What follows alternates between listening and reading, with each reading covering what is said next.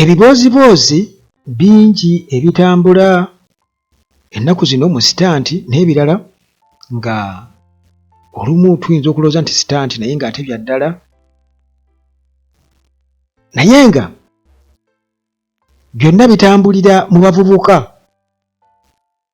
era nga mu mpanga yaabyo oba mu mbeera yaabyo biyinza okuba nga si bipya nti byali bibaddewo okwo ku bantu ab'enjawulo era ne babifunamu, abalala ne bamaliriza nga basanguse ku ssiini. Kati tulaba sitoori ezitambula okugeza nga eya Mirembe Beddings n'ensambya furniture, ne tulaba Alien Skin ng'ayambalagana n'abasoga ne bisitoore ebirala, naye ndowooza ebyo bibiri bye mba njogerako bisitoore ebibadde bijja bitambula ennaku zino. Kakati bino birimu ebyokuyiga naddala eri abavubuka singa oba obitunuulidde nga ogezezzaako okulowooza okusingawokko nti ng'ovudde ku mbeera ya ttiimu, nti ttiimu Mirembe Beddings, ttiimu Nsambya Furniture, ttiimu Alien Skin, ttiimu Mukunja, ebyo bwe bityo ebifaanaganako bwe tukagamba nga muvudde mu mbeera eya zittiimu, kubanga tulabye ennaku zino nga tewali nnyo kipya oba oli awo ku mulembe guno bavubuka kye bakola kitakolebwangako oba kukyusamuko ku sitayiri. Kubanga twalabanga emabega wali ng'abayimbi bw'aba n'atera okukola show ng'agwa kabenje nga bamwokya asidi nga bagamba naye nga bamawulire nga bamukuba obuyondo, kati nga yali ani ono Chris Evans yagamba bamukuba obuyondo, naye muganda wange omusajja alina omutwe omugumu talina kye yaba. Kakati embeera efaanaganako bw'etyo nti abavubuka bayinza okulwana okwagala okujja ku ssiini kye bayita okubomola akaggi, oba olumu nga bamaze okubomola akaggi ne beerabira engeri gye baasitwagolingamu okubomola akaggi, okusamba akaggi, oba tekuba kubomola wabula kuba kusamba akaggi, olw'okuba nti kati batuuse mu comfort zone ne barelakisinga ate ne batandika okukola amawulire olumu agayinza okubaviirako obuzibu obw'amaanyi, amawulire agayinza okubaviirako obuzibu obw'amaanyi ate ne bakkirira ne badda ku kikkirira. Nga bwe nkutegeezezza nti this time ngenda kwogera ku Mirembe Beddings n'ensambya, then twogere ku Alien Skin, ze case studies tugenda okubeera nga tutwala. Kati tulaba tusooke ne Mirembe Beddings nti bano balina okwegendereza, bayinza okuba nga ekintu kye bayingiddemu ate kigenda kubasuula busuuzi oba omu okusuula munne, bayinza okugwa bombi oba omu okusuula munne, omu n'ayambuka bwambuzi, era nga nze nyinza okutwala okulabula kwange eri Nsambya Furniture nti omukazi asobola okukusuula, nti mwe muzze oba ne mukola ebintu mu busungu, kubanga bw'osunguwala olina okubaako ne ka time ke weewaawo oba oli awo ne musolovinga ensonga ezimu ne mutakolera mu busungu nnyo.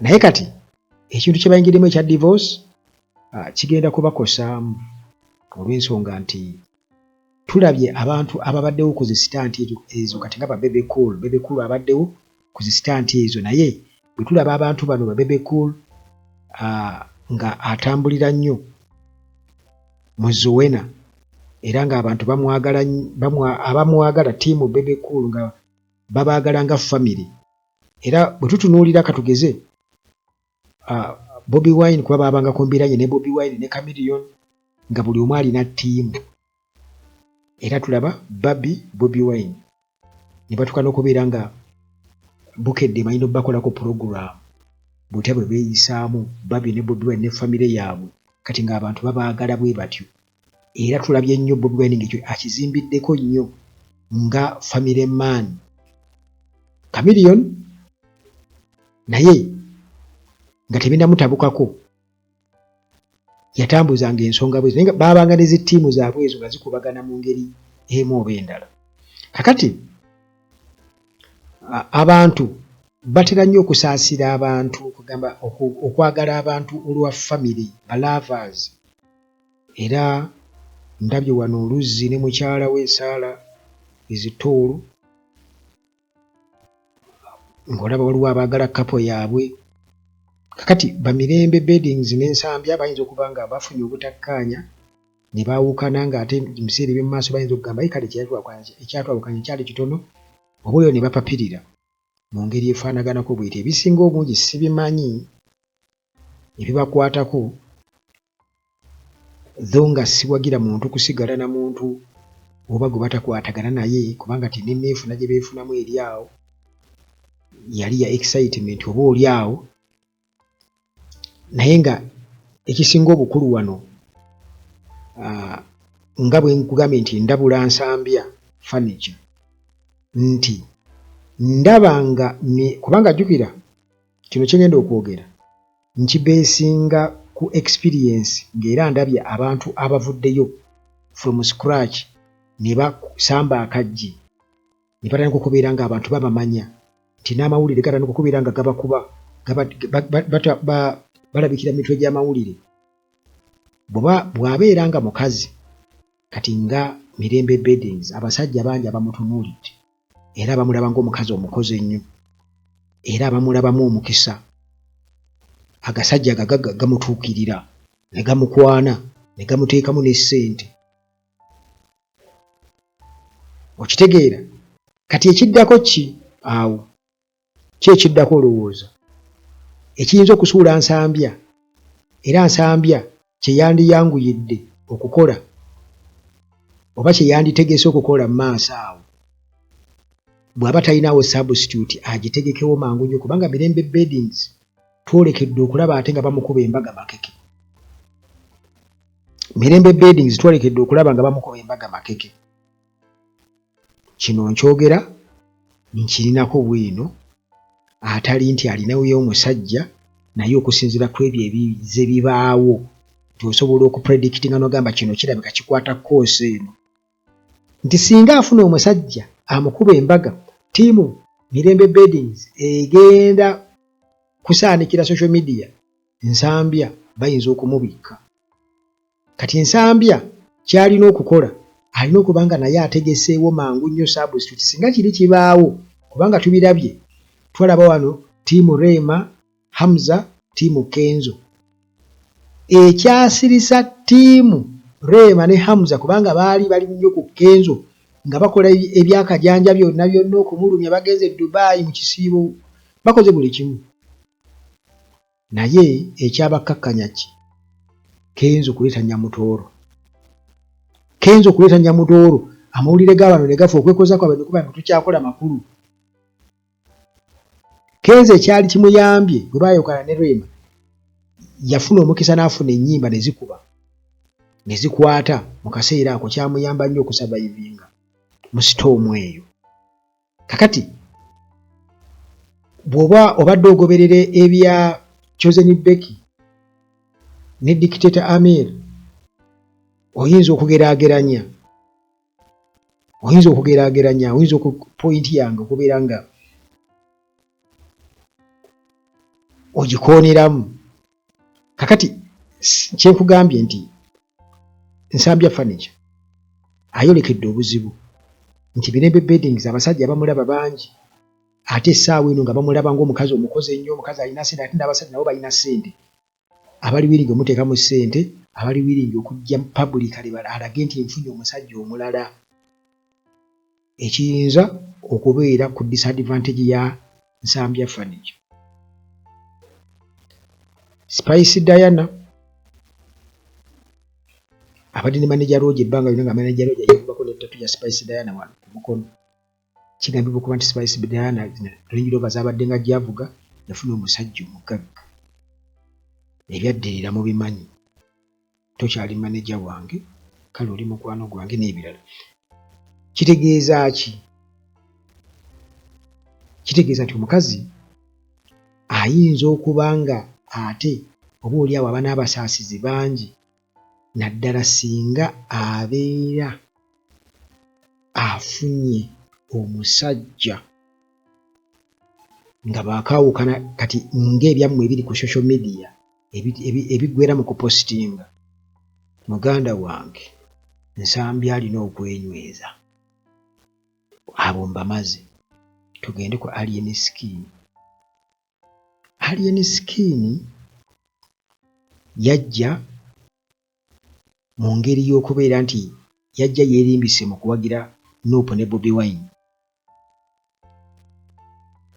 N'akozesebwa era n'avvoola nnyo Kyagulanyi yasooka n'amuwa amawulire kubanga yamulabanga ghetto youth, naye oluvannyuma n'akizuula nti ono ekisooka musiiwuufu wa mpisa beyond imagination n'ebyagenderako ebirala kwegamba n'ajja ng'alinga ayaze okwabuluzaamu Nuupu ng'alina gurupu ye ey'abakifeesi gy'ayagala okukozesa okubeera nti kati bagabana obuwagizi n'ani ne Robert Kyagulanyi Ssentamu ate nga tebali ku siteekezi ezimu.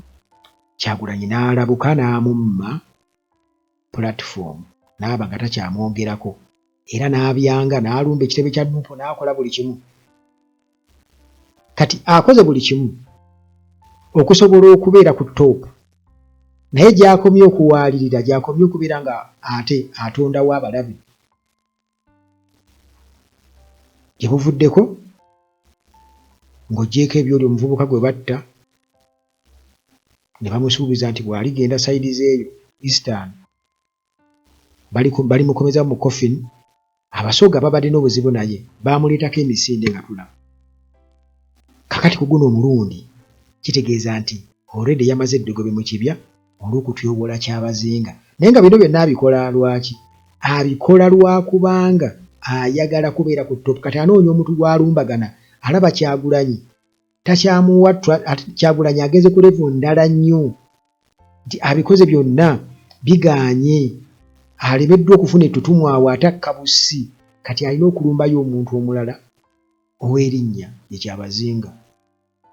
Kati ate awo n'akyama n'agenda ezira kumwa kubanga eyo layini gy'abakutte ate endala nnyo nnyo nnyo nnyo nnyo nnyo nnyo nnyo nti amalala n'okuwaalirira mu kukola ennyo okwagala okwambuka waggulu. Kitegeeza nti kati obukka bussi. Bw'otunuulira entalo ze balimu ne Mukunja simanyi gye zibatwala. Nalabye Mukunja mbu yawambye Fangoni Forest n'ateeko ne zibbaana ze. Kati ebyo byonna byonna ne zino zisitanti zonna nti bamukutte mbu olw'okubanga balina zi silence bavuga tebagobera mateeka ga traffic. Byonna byonna kulwana kulaba nga adda waggulu naye nga abamupika okudda waggulu oba oli awo baamuta mu kiseera kiri baali bayagala abeere nga bamwekwetenga ku Robert Kyagulanyi Ssentamu kati tekikyasoboka. Wuuyo akubye agenze ensambi akoze emitawaana akubye abaasikaali kugamba olaba nti atambulira mu bizibu nti celebrity life ye gy'alowooza gy'atatuukangamu gy'atalituukamu alabye nnyo okuba nti agudde tannagituukamu nti entalo zino zaakolanga mu biseera biri. Ttiimu Chameleone, ttiimu Bebe Cool, ttiimu Robert Kyagulanyi Ssentamu zaabangawo naye kati waliwo ttiimu ezimu ezitakyakola makulu. Kugambye ttiimu Rema, ttiimu Hamza eyo simanyi oba ekyakola makulu. Ttiimu Kenzo ekyakola makulu ki? Ttiimu Chameleone ate eyo yagwira ddala. Ttiimu Bebe Cool tekyalina gwe kompiitinga naye kola Robert Kyagulanyi Ssentamu takyabaliko takyabawa budde. Okitegeera nti ebintu birina engeri gye bikyukamu nti abavubuka balina okwadijasitinga baleme kubeera cramp styled okusinziira ku kiki ekijja mu maaso ate n'okusalawo decision making kiyinza okuba nga kigenda kutta amaanyi go gonna gw'omaze nga olafuuba n'okukola ekintu. Kati bizinensi eya Mirembe Beddings olaba nti omukyalo oyo ataddemu amaanyi mangi, Nsambya Furniture ataddemu amaanyi mangi. Baba nga baasisinkana ne bafumbiriganwa nga bakyalina ettutumu, siraba lwaki ate n'okwawukana kwabwe baali badde bapublishinga bwe batyo. Bandibadde baawukana mu mbeera etategeerekeka nga tekizze ku social media kubeera nga wakati waliwo ababuukira nga bo baliwo kubuukira bubuukizi, ntalo ziriwo. Naye njagala okubuulira nti ku sayidi kati ng'eya Nsambya ndaba nga ali mu buzibu olw'ensonga nti Mirembe Beddings nga bwe nkunyonnyodde, bw'ageza n'afuna omusajja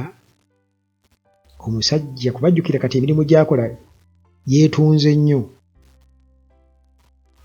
Muganda wange Nsambya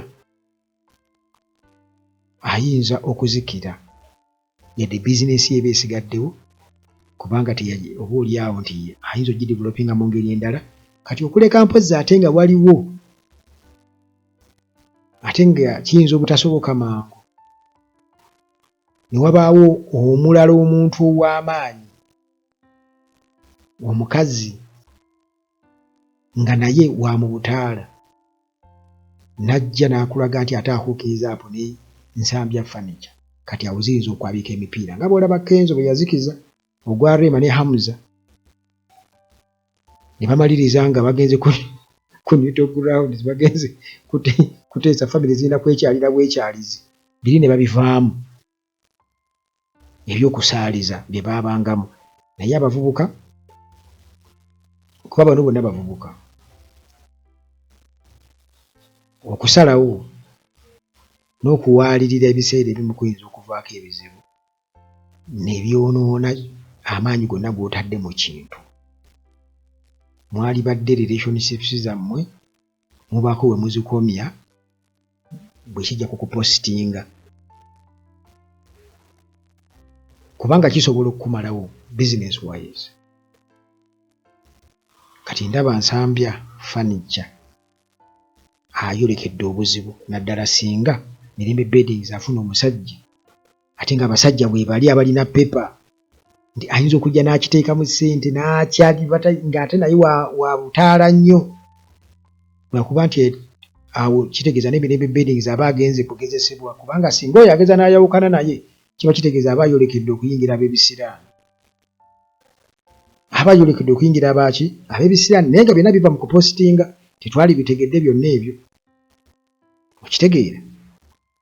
Kale munnange byebyo, kubanga ago ge mawulire agaliwo ku sayidi eri endala eya showbiz. Gyempita eya showbiz erimu sitanti ze bateekamu ne reality ebimu biri real, kubanga ngenza okulaba ng'ate divorce za ddala ne ŋŋamba bannange simbadde simanyi n'okufumbirugana baafumbiriganwa, nasemba kubawulira mabega eri nga baakeefuna bali mu kudeetinga bali ku byesuubo. Kibi nnyo kuba nti bayawukanye, naye byonna bwe bityo bye biba. Muganda wange tosala gwakala nga tonawulira gwakalenzi. Bino bya bufumbo, tebiriiko superstar akuume.